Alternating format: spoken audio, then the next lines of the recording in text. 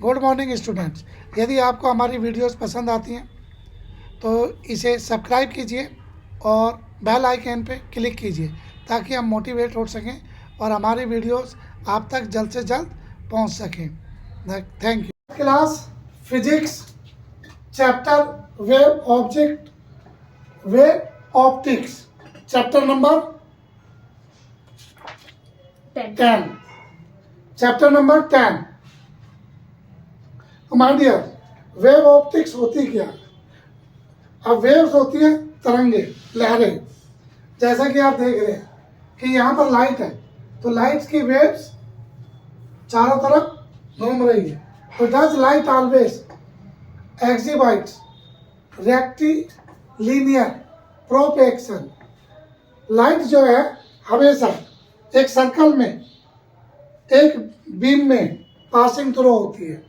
Clear? हाँ। जैसे इसने कहा एक्सेप्टेड ऑब्जर्वेशन, या लाइट डाली, क्या इस तरीके से एक्सेप्टेड दिखाई देगा? नहीं, कहीं ना कहीं ये क्या करेगा? ब्राइटनेस देगा। जैसे ये प्रोजेक्टर है हमारा, अब ये प्रोजेक्टर है, लाइट इस पर डाल रहा है, तो एक्चुअल ऑब्जर्वेशन है कि ये कहीं ना कहीं क्या करता है? अपने इमेज छोड़ता है और उसके चारों ओर एक सर्कल से लाइट पासिंग थ्रू करता है। जिस तरीके से suppose now that this is the projector and this is the projector light beam, इस तरीके से हमें स्क्रीन बड़ी दिखती है, तो इसे हम वेव ऑप्टिक्स में कहते हैं, यानी कि प्रकाश की तरंगे। राइट? अब तक आपने सुना था कि वाटर वेव्स होती है, लेकिन यहाँ लाइट वेव्स के बारे में डिस्कस कर रहे हैं। अब light waves, if we passing through the light wave, यहाँ से एक होल है, होल से पासिंग थ्रू होगी, ये क्या है? एक्सेप्टेड ऑब्जर्वेशन, कि भाई लाइट हमने ये दी, इसमें एक छेद किया और छेद से हमें बाहर दिखा। आपने देखा होगा इस हॉल पे भी हमने क्या करा? इस हॉल में कोई स्क्रीन डाल दी। अगर हॉल बिल्कुल क्लियर है तो ये हमारे को क्या करेगा? एक्सेप्टेड ऑब्जर्वेशन पूरी जाए। लेकिन रियल में क्या इतनी रोशनी देगा? इतनी नहीं, ये इससे ज़्यादा रोशनी देगा अगर छोटा सा छेद है। कई बार आप क्या करते हो कि आप अपने घर में बैठे होते हैं, दरवाजे में कहीं छेद होता है, बाहर से रोशनी आती है, तो क्या रोशनी उतनी ही आती है? नहीं ना। तो हम एक्सेप्टेड क्या करेंगे कि जितना छेद है उतने ही यहाँ पर रोशनी आए। अच्छा छोड़ो ये सब चीज। लेजर लाइट देखिए। हाँ। लेजर लाइट में बहुत छोटा सा वो होता है बल्ब, लेकिन जब उसकी इमेज देखते हैं लेजर लाइट की, तो वो बड़ी इमेज होती है। हाँ, तो ठीक इसी प्रकार एक्सेप्टेशन तो स्मॉल की है, लेकिन वास्तव में एक्चुअल में ऑब्जर्वेशन बड़ी होगी। Is that clear? हाँ। कोई शक नहीं? यहाँ तक क्लियर? हाँ। राइट?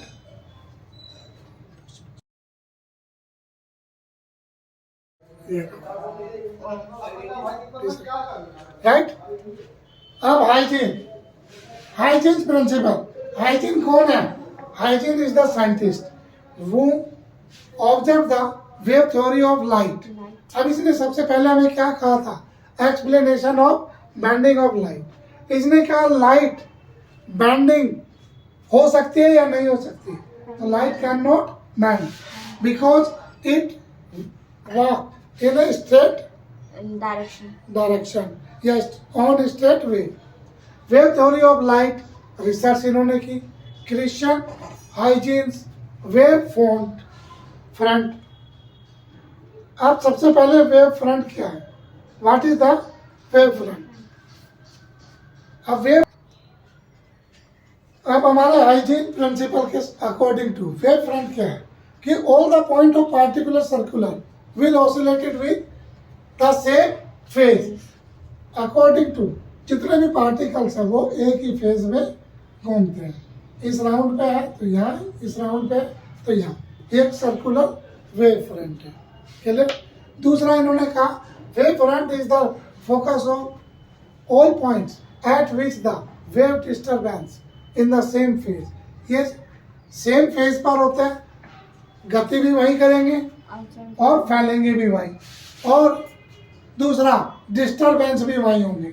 दूसरा इन्होंने हमारे हाइजीन ने एक और चीज़ कही, point source created wave travelling in all direction.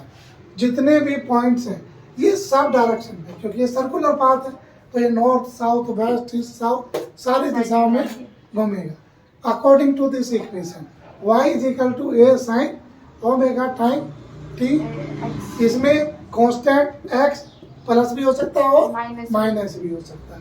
दूसरा पॉइंट है point ABC have same phase. इन सब के सेम फेजेस होते हैं ओमेगा t एंड कांस्टेंट 1। अब ये पहले का x1 तो B में x2 और C में x3, इस तरीके से ये काउंटेड हो सकता है। कोई सा any problem? In 3D for a point source the wave front are spherical symmetry. Spherical का मतलब है गोलाकार, कि प्रकाश जो है वो सर्कुलर तो होता है लेकिन सर्कल में नहीं होता, वो वास्तव में गोलाकार होता है, स्फेरिकल होता है, क्योंकि वो चारों तरफ घूम सकता है। Is that clear? कोई सा नहीं? अभी हमने बताया था कि डायरेक्शन जो है, लाइट की जो डायरेक्शन है वो इन ऑल डायरेक्शन, ये चारों तरफ चलते हैं, क्योंकि सर्कुलर पाथ में स्फेरिकल वेव फ्रंट होता है।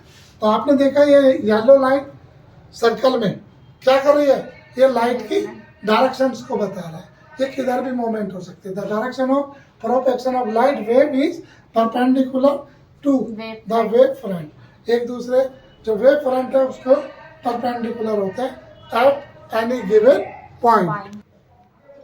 तो there are property for property of wave front.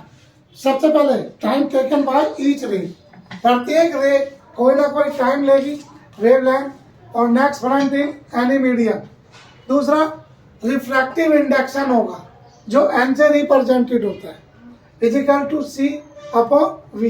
c is the velocity of light and v is the velocity. When the medium change n1 n2 or v2 v1, speed of light can be changed. So hence distance covered by the light in each time travel interval also charge.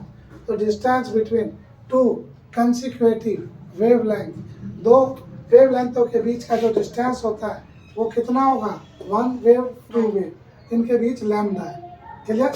और ये time, कितना time ले रही है waves में। तो this is front. इसके बारे में भी spherical wave front is observe for a point source. एक point source, this is the point source where the light beam are passing through, जहाँ पर वो गुजरती है और उसके बाद वो फैलती है। यहाँ से तो फैलेगी चारों दिशा में, उसके बाद उसकी वेव्स क्रिएट होती हैं। अब इनके बीच का जो डिफरेंसेस होता है दो वेव का, वो लैम्डा होता है, इससे पहले पढ़ा हमने। इनके बीच जो एंगल होता है वो ओमेगा होता है। फेज ले लो या थीटा से भी दे सकते हो, अल्फा बीटा से भी दे सकते हो। यहाँ से यहाँ तक ये कितना टाइम ले रहा है, वो टी होता है। Is that clear? इसने कहा direction propagation of light radially outside and perpendicular to the wave front. अब ये हमेशा क्या होती है, परपेंडिकुलर होती है वेव फ्रंट। अब वेव फ्रंट नीचे, ये ऊपर, तो इनके बीच परपेंडिकुलर होंगे। Is that clear? Right? Just like so sweet looking my hand. Right? Is that clear? अब प्लानर वेव फ्रंट में ये 3 वेव फ्रंट क्या ले ली, प्लानिंग करी, इनमें लाइट पासिंग थ्रू की। हमने जब लाइट पासिंग थ्रू की तो देखा जो लाइट पासिंग थ्रू हो रही है वे सब एक दूसरे के परपेंडिकुलर है। और ये वेव फ्रंट जो है ये भी हमने क्या रखे, पैरेलल रखे।